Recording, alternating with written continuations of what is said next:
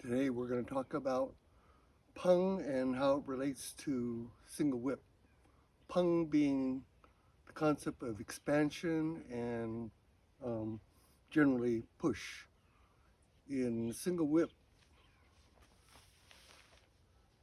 at the very end is sink, and you can see the expansion as the hand goes out. First I'm going to show you how I learned single whip from Sifu Guo in Portsmouth Square and how I taught it for many years. After grass bird's tail in this transitional position, the right hand goes out level, arm level, hand is relaxed, palm is facing the shoulder, and as you step out, you sink down, not that much weight on the left foot, transition into the horse, and the hand goes out in line with the shoulder and the back arm with the elbow pivot, and then extends out and then sink down. And I like to emphasize that when you're sinking down, the hand from a relaxed position kind of arches out so that you're kind of pushing with this portion of your hand. As we get into the video presentation and I show you the application, in pushing hands, that little compression of the palm out becomes more evident in the concept of Peng. So again, from grass bird's tail, the transition, step up, get in the camera more, step up, and then arm goes to the right, hand is relaxed, palm is facing your shoulder, step out, for the step out, sink down, then heel touches the ground, sink into the horse, pivot from the elbow, and sink. From the side angle, from the transition, right hand goes out, left palm faces the shoulder, look to the left, sink down, heel goes out. So again, it's important to notice that it's not swinging out like this, but it kind of comes straighter in line. In the pushing hands, in the concept of Peng, when you enter in, the Peng force, the expansion, happens only at the end. In single hands pushing, when you're trying to push the opponent, as I would teach you in the exercise Peng Lu Jian, the hand does not push from back here, but only happens at the very end at the expansion force. So again, in single whip, that little sink is a critical part of single whip. Also, when Sifu taught single whip, the idea of pinching the fingers was not against what he taught. He taught to have a relaxed hand. If he found you pinching your fingers, like as in beak hand, like in Shaolin, he'd come and slap your hand. We had it done quite a few times when you kind of subconsciously pinch those fingers together and he'd come along and, no, relax. So again, here. So again, this hand position can be like that, but it's all very relaxed, definitely not pinched.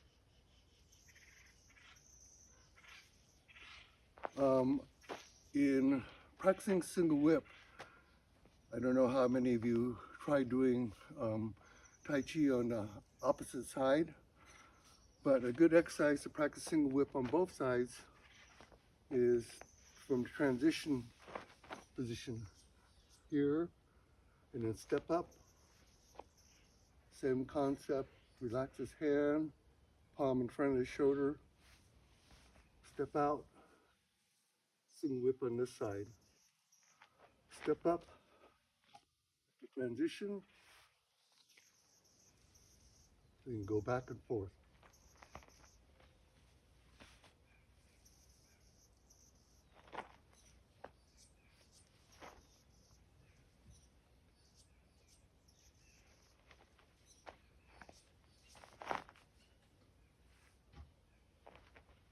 Always remember to put the sink into the single whip, as that's the important part of Peng.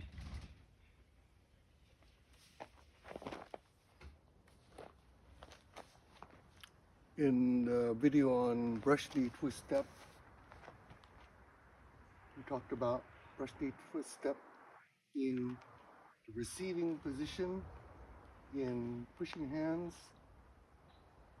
when the opponent is pushing into your chest and you're receiving like this. On this side, when you're pushing hands and going into the pushing hands, I'm receiving, pushing, receiving, pushing, receiving, and push. When the push happens, as I said in that last video, should happen at the very end, not from out here. And so again, that sink is the power to push the opponent back. Only here. I'll show you an exercise that you can practice to emphasize the touch and the push. So when you're entering in, you're feeling your way in here, and about in this position is where you will feel whether or not to push the opponent or not, depending on how weak he is, whether the stance is too far back, whether he's unbalanced. All the feeling is out here, not back here.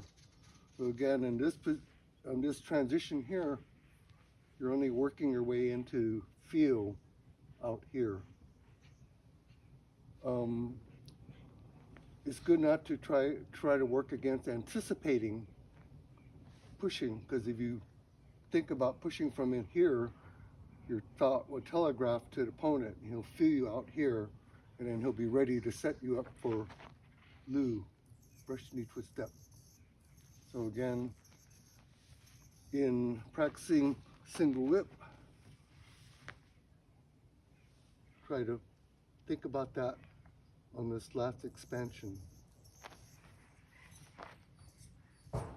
This is where you're going to feel whether to push or not. Out here.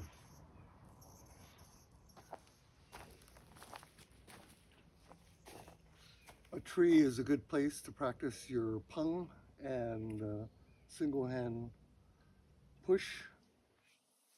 So set yourself up so that you're just in fingertip position to the tree, and set yourself up for pushing hands. And when you touch the tree, you're going to sink down and push against the tree. In the push, try to feel this part of your palm compressing at the very end. Fingertip, and then compression like that. Also, try to feel the connection between your arm coming down and this leg. This leg should be pushing against the tree. So as you sink, this foot almost lifts up. By lifting this foot up, you get that connection to the rear leg. And that's where the power comes from. The sink through the rear leg, like that. Again, when you're beginning to practice this, go ahead and touch the tree and consciously push. Come back. Do your single hand pushing rotation a few times. Touch and push. Come back. rotate, receive, press, receive, expansion, receive, Peng, push, receive, push. Pushing against a tree helps you understand the power circuit of a sink and a push. Again, when you're doing single whip, try to understand that connection between the hand going out and the rear leg for the power of the push. Once you understand the feeling of that push against the tree, again, try to work against anticipation of the push out here. This is an excellent exercise I like to teach students on developing the feel at the end. So here, you're going to set yourself up against the tree as you did before, but this time you're going to close your eyes, and so you're going to get into a position where you're kind of moving around, and randomly, when you touch that tree, every time you touch it, even if you're starting to come back, you're going to push. Again, just kind of randomly, and try not to anticipate reaching forward and touching the tree, but it's only when your touch happens, then you program that into, that's when you should push. Touch, push, programming that into your head. So by randomly moving back and forth with your eyes closed, when you touch that tree, that's the signal for you to push. Doing that will embed that idea that the push happens out here, not from back here. So just go ahead and touch, push. Every time that you touch, if you don't touch, you don't push. And even if you come back before you realize it because you don't have that connection, slowly that connection will happen faster and faster. So as soon as you touch, even that little light touch, but again, trying not to anticipate out here is an important factor.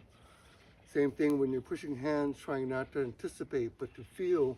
And when you feel that you can touch the opponent's chest, that's when you can sink and push, because that's when you catch them off balance. So, tree, excellent exercise. I hope that you enjoy this morning's presentation on Peng. It's close related to brush knee twist step.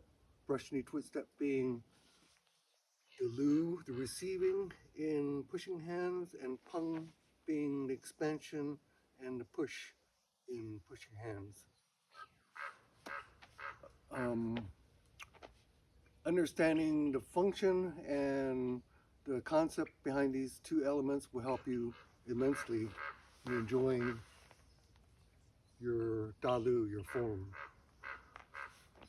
In the next video presentation, I'll present the other two elements, ji and an, as part of Kuo Lien Ying's relatively unknown Peng Lu Jian exercise. So stay tuned for that. Thank you very much.